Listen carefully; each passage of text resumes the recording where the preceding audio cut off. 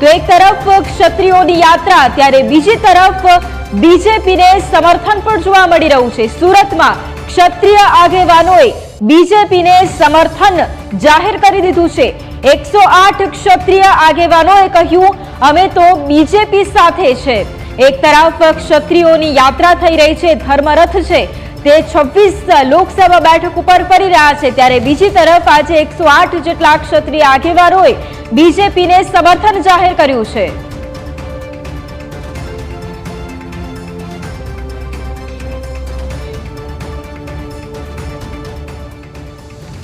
तो संवाददाता अमित सूरत थी हमारी साथे लाइव है। अमित, सौथी पहला तो एक तरफ क्षत्रिय समाजનું આંદોલન ચાલી રહ્યું છે, બીજી તરફ આજે 108 ક્ષત્રિય આગેવાનો છે કે તેઓ ભારતીય જનતા પાર્ટીને હવે સમર્થન કરશે તેવી ખુલ્લી વાત તેમણે કરી છે। સૌથી પહેલા તો આ જ મુદ્દે શું વધુ અપડેટ અત્યારે મળી રહી છે?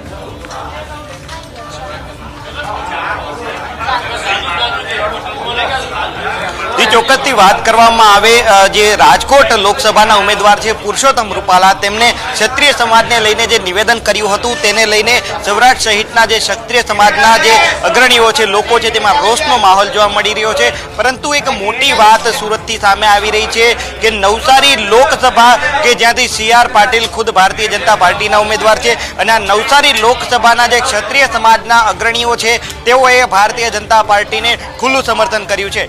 રૂપાલા પ્રત્યે તેમને વિરોધ છે, પરંતુ CR પાટીલ પ્રત્યે કે ભાજપ પ્રત્યે તેમને વિરોધ નથી તેવી સ્પષ્ટપણે વાત કરી છે। એટલે કે રૂપાલા સુધીનો વિરોધ છે તે રૂપાલા સુધી સીમિત રહેશે, તેનું પરિણામ છે ભાજપને નહીં ભોગવવું પડે તેવી વાત ક્ષત્રિય સમાજના જે અગ્રણી હતા શૈલેન્દ્રસિંહ રાજપૂત તેમના દ્વારા કરવામાં આવી હતી। સુરતમાં CR પાટીલની જે કાર્યાલય છે અંબાનગર ખાતે, ત્યાં 108 ક્ષત્રિય આગેવાનો ઉપસ્થિત રહ્યા હતા। આ જ ક્ષત્રિય આગેવાનો હતા તે રાજકોટની બેઠકમાં પણ જોડાયા હતા અને જે તે સમયે ક્ષત્રિય સમાજની સાથે પણ રહ્યા હતા અને હવે આ ક્ષત્રિય સમાજના જે આગેવાનો છે 108 આગેવાનો તેમને પોતાનું સમર્થન છે ભારતીય જનતા પાર્ટીને આપ્યું છે। મહત્વની વાત કહી શકાય કે નવસારી જિલ્લાના જે ક્ષત્રિય જે રાજપૂત સમાજના જે અગ્રણીઓ છે તેમાં શૈલેન્દ્રસિંહ રાજપૂત, રાજેન્દ્રસિંહ પરમાર, પ્રશાંતસિંહ પરમાર, નરેન્દ્રસિંહ, વિપુલસિંહ, સુનિલસિંહ, પવનસિંહ, પ્રદીપસિંહ જેઓ નવસારી જિલ્લાના રાજપૂત સમાજના અગ્રણી છે તેમને પોતાના જે સમર્થકો સાથે આજે ભાજપને ખુલીને સમર્થન કર્યું છે। બીજી તરફ ભાજપના પ્રદેશ અધ્યક્ષ CR પાટીલે પણ જણાવ્યું છે કે ક્ષત્રિયો છે તેમની લાગણી જે છે દુભાઈ છે, તે એક જે વાત છે તેને લઈને રૂપાલાએ પણ માફી માંગી છે, પરંતુ હવે ક્ષત્રિયોએ પણ મોટું મન રાખીને માફી આપવી જોઈએ, કારણ કે શરણે આવેલાને ક્ષમા કરવામાં ક્ષત્રિય સમાજની પણ જે ભૂમિકા છે તે રહી છે અને એવા પણ ઇતિહાસ છે કે શરણે આવેલા લોકોને લઈને ક્ષત્રિયોએ પોતાના જીવ સુધી આપી દીધા હોય તે પ્રકારના પણ ઇતિહાસ છે। આ વાતને વાગોડી છે CR પાટીલે અને ક્ષત્રિય સમાજને ફરી અપીલ કરી છે કે રૂપાલા વિવાદમાં રૂપાલાને માફી આપવામાં આવે। આ ઉપરાંત CR પાટીલે એવું પણ જણાવ્યું છે જે ક્ષત્રિયો છે તેઓ ભારતીય જનતા પાર્ટી તરફે છે, નરેન્દ્ર મોદીએ જે વિકાસના કામો કર્યા છે તેમને લઈને તેઓ હંમેશા ભારતીય જનતા પાર્ટી સાથે છે અને આજે શૈલેન્દ્રસિંહ રાજપૂત છે જે ક્ષત્રિય સમાજના અગ્રણી, તેમને સ્પષ્ટપણે જણાવ્યું કે તેમનો વિરોધ રૂપાલા સુધી સીમિત છે, તેઓ ભાજપને કોઈ પણ પ્રકારે નડશે નહીં અને નવસારીના જે ક્ષત્રિયો છે તે ભારતીય જનતા પાર્ટીને સમર્થન આપી રહ્યા છે। જી બિલકુલ, આભાર અમિત સમગ્ર જાણકારી માટે। તો જે પ્રમાણે ક્ષત્રિયોનું આંદોલન એક તરફ ચાલી રહ્યું છે ત્યારે બીજી તરફ સુરતમાં 108 જેટલા ક્ષત્રિય આગેવાનો છે કે જે CR પાટીલને મળ્યા અને ખુલ્લેઆમ ભારતીય જનતા પાર્ટીને સમર્થનની વાત પણ તેમણે કરી છે। આજે પ્રેસ કોન્ફરન્સની અંદર CR પાટીલ સાથે 108 ક્ષત્રિય આગેવાનો પણ જોડાયા, પરંતુ CR પાટીલે ખાસ ક્ષત્રિય સમાજને અપીલ કરી છે, ક્ષમા આપવા માટે CR પાટીલે અહીંયા વાત કરી છે। ક્ષત્રિય સમાજનું મન ખૂબ મોટું છે, તેમનું દિલ ખૂબ મોટું છે તેવી પણ તેમણે વાત કરી છે, પરંતુ એક તરફ ક્ષત્રિય સમાજનો જે ધર્મરથ છે તે અલગ અલગ જિલ્લાઓમાં ફરી રહ્યો છે, બીજેપી વિરુદ્ધ મતદાન કરાવવા માટે ફરી રહ્યો છે। तो हाल हमारी साथ फोन लाइन पर क्षत्रिय आगेवान पीटी जाडेजा फोन लाइन पर जोड़ाई गया है। पीटी जाडेजा, सौथी पहला तो स्वागत है आपनु न्यूज कैपिटल में। पीटी साहेब, सौथी पहला तो एक तरफ अपना धर्मरथ अलग अलग जिल्लाओं फरी रहा है बीजेपी विरुद्ध मतदान करावा माटे, बीजी तरफ अपना ज समाजना आगेवानो बीजी खास भारतीय जनता पार्टी ने समर्थन करी रहा है, आ विषे शुं कहेशो? सौथी पहला एक तो आज हूँ मारा सासूमाનું મૃત્યુ થયું છે એટલે સવારનો ગોંડલ છું, મારી પાસે કોઈ માહિતી નથી, આપ પૂછો તો એટલે મને ખ્યાલ આવે છે। સાંભળો છો ને? જી જી।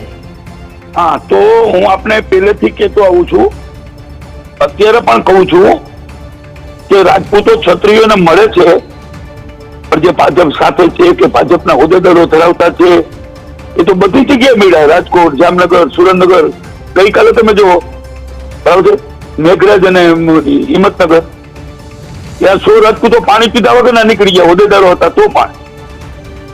અને સુરતમાં કદાચ એવું થયું હશે તો હું જાણી લઈશ. તમે જે કઈ નામ આપો છો કે ક્ષત્રિય સમાજના કોઈ સંકલન સમિતિમાં નથી, પહેલી વાત. બીજી વાત, કદાચ 5 રાજપૂતો નહીં 100 ગયા હોય તો અત્યારે 500 કાર્યકરો કે હોદ્દેદારો જે ભાજપના છે એને અમે એક વાત ડિસ્ટર્બ નથી કર્યા કે ક્ષત્રિય સમાજને લગતું નિવેદન આપો. ક્ષત્રિય સમાજને સમજાવવા આવતા હતા ત્યારે અમે એવું જ કીધું છે કે તમે પરસોત્તમભાઈને સમજાવો, સમાજને સમજાવવાની જરૂર નથી. અને માનો કે સુરતમાં સમર્થન ભાજપને કર્યું તો કદાચ એવા 5000 સમર્થન કરે ને તો ક્ષત્રિય સમાજને કઈ ફેર પડતો નથી. ક્ષત્રિય સમાજ એને ગદ્દાર જાહેર કરશે તો ભાજપના હોદ્દેદારો સિવાય કોઈ હશે તો.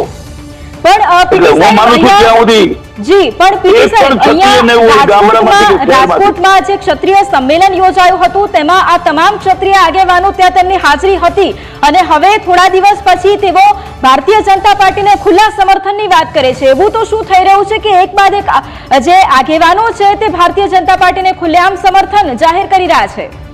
ના, રતનપરમાં તો જો 7 થી 8 લાખ માણસો આવ્યા હતા, એ ખુલ્લું સમર્થન હતું અને સ્વયંભૂ આવ્યા હતા.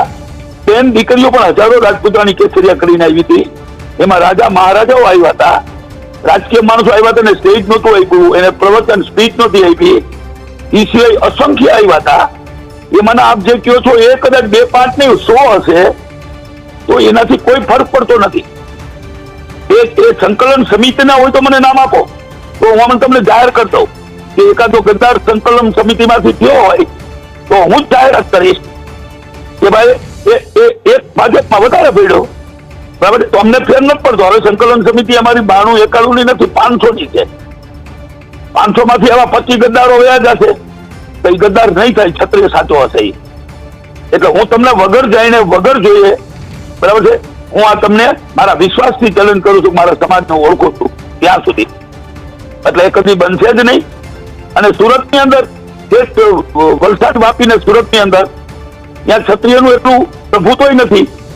શરૂ થાય છે ભરૂચથી, મહીસાગર, બરાબર છે, બરોડા, આણંદ, સાબરકાંઠા, બનાસકાંઠા, અને આમ તો તમે જોવો છો કે અત્યારે ઇન્ડિયા સુધી ચાલુ છે. MP, UP, Bihar, Himachal, Arunachal, Kashmir. એ તો આંદોલન અમે ત્યાં રાષ્ટ્રીય કર્યું જ નથી મેડમ. રાષ્ટ્રવ્યાપી આંદોલન અત્યારે અમારું છે જ નહીં. અમારું ગુજરાત પૂરતું જ વાત છે ને એમાંય રાજકોટની જ વાત અત્યારે. અમારી કોઈ માગણી નહોતી, અમારી માગણી નહોતી. અમારી વાત એક જ હતી કે પરસોત્તમભાઈની ટિકિટ રદ કરો કે પરસોત્તમભાઈ જાતે ઉમેદવારી પાછી ખેંચે. જો એ માગણી અમારી નથી સ્વીકારી તો અત્યારે ક્યાં હકથી અમને કહી શકે કે ભાઈ તમે એને માફ કરી દો, મોટું મન રાખો. મોટું મન પરસોત્તમભાઈ રાખું છું. પરસોત્તમભાઈ 2 દી પહેલા એક સભામાં બોલ્યા કે ક્ષત્રિયોની આ દેશને જરૂર છે, બરાબર છે, તો દેશને જરૂર છે એવું તમે ક્ષત્રિયોની જો ઇજ્જતનો કદર કરતા હો તો બહેનોનો આટલો રોષ નહીં. જી બિલકુલ, અમારી સાથે આપ જોડાયા માટે આપનો આભાર.